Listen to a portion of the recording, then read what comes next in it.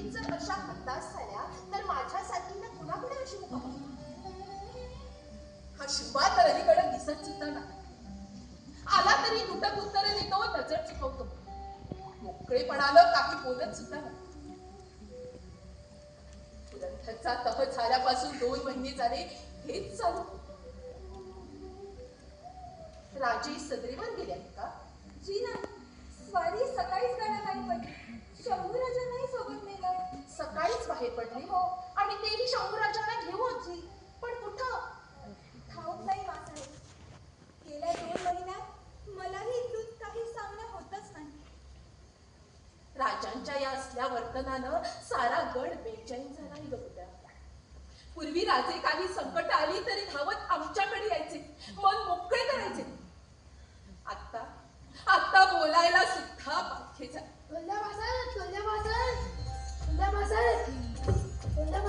आम्ही सरदार झालो.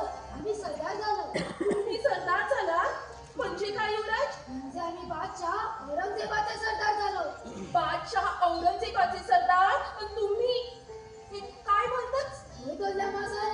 ही बघा ना, ही बर्जरी वस्त्र, ही पगडी आणि ही तलवार. ही वस्त्र, ही तलवार तुम्हाला कोणी दिली युवराज? आलमगीर औरंगजेबाच्या कृपेनं मिळाली ही खरं दौलत गाडीच आहे. शिवा तुम्ही साफ का नाही सांगत? साफच सांगतो मासाहेब. आमचे शंभूराजे बादशहाचे 6000 मनसबदार बनले. त्यांच्या नावे आलेल्या शाही फरमानाचा स्वीकार करूनच आम्ही करारात परतलो. शंभूबा 6000 मनसबदार बनला? बादशहाची मर्जी झाली तर पुढे अमीर उल उमरावही बनतील. कुणी सांगावं? मराठ्यांचे राजे मोगलांचे सरदार बनण्यात धन्यता कधीपासून मानू लागले? ज्या दिवशी मिर्झा राजे जयसिंग यांच्याशी तह केला, शरणागती पत्करली, त्या दिवसापासून तुमच्या या गरुडाचे पंख छाटले गेले बासाहेब. भाषा तुमच्या नशिबी आली. शुभा असं बोलू नका.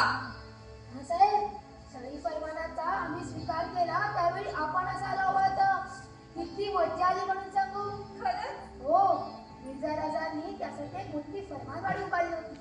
तिला फरमानवाडी हे नाव का दिलं होतं साहेब? फरमानवाडी म्हणजे फरमान स्वीकारण्याची जागा. शाही शामियानाने सज्ज केली. ज्या दिवशी ज्याच्या नावे फरमान येणार असतं त्यानं फरमानवाडीपर्यंत वाजत गाजत चालत जायचं. फरमानवाडीत तिष्ठत उभं राहायचं. शुभा, तुम्ही फरमान घ्यायला चालत गेला? हो, तसा रिवाजच आहे म्हणे दरबाराचा. मी आणि आबासाहेब फरमानवाडीपर्यंत पायीच गेलो. मग ना फरमान घेऊन एक मोठा उंट आला. नौबत चढली आणि अनवाणी पायांनी रस्त्यावर गेलो व गुडघे टेकून बसलो. उंट जवळ आला तरी मान वर करून पाहिली नाही. का माहित आहे? काय युवराज? फरमान म्हणजे साक्षात बादशहाची प्रतिमा असते म्हणे. बादशहाला द्यायचा तसाच मान त्या फरमानाला द्यायचा असतो. मग तुम्ही फरमानाचा स्वीकार केला? हो, आबासाहेब म्हणाले त्याप्रमाणे मी खालच्या मानेनं फरमान घेतला आणि चालत छावणीपर्यंत गेलो. पुन्हा चालत? हो मासाहेब, चालताना मला खूप त्रास झाले. पायांना फोड आले, पण आम्ही एका शब्दाने आबासाहेबांना बोललो नाही. शंभूबा, किती समजूतदार झाला हा. या कोवळ्या वयात शंभू राजाला बादशहाचा फरमान शिरी धरून जाताना पाहिलं तेव्हा काळजाला किती यातना झाल्या बासाहेब. शिमग्यातली मिरवणूक सुद्धा एवढी विभत्स नसेल. दिवसभराच्या श्रमानं तुम्ही थकला असाल शिवा. चला महालात चला, युवराजांनाही विश्रांतीची गरज आहे. आता शंभू राजाच्या नशिबी विश्रांती कुठली बासाहेब. शंभूराजे आले आहेत ते फक्त आपण सर्वांचा निरोप घेण्यासाठी.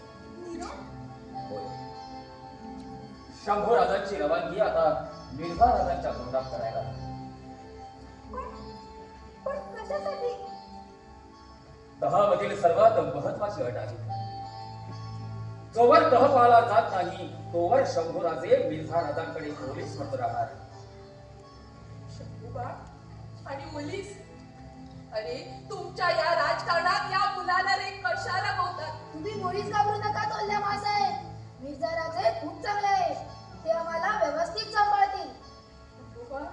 चला शंभूराजे, आता निघायची तयारी करा.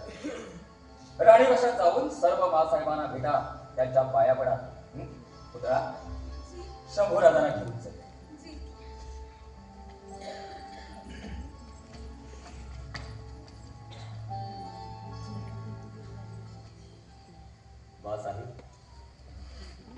बासाहेब आम्हाला क्षमा करा. क्षमा कशासाठी शिवबा? बासाहेब आम्ही सपशेल हरलो.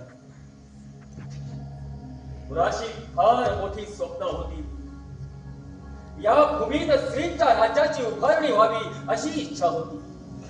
हे स्वप्न आम्ही उराशी ठरलं हा काही गुन्हा होता?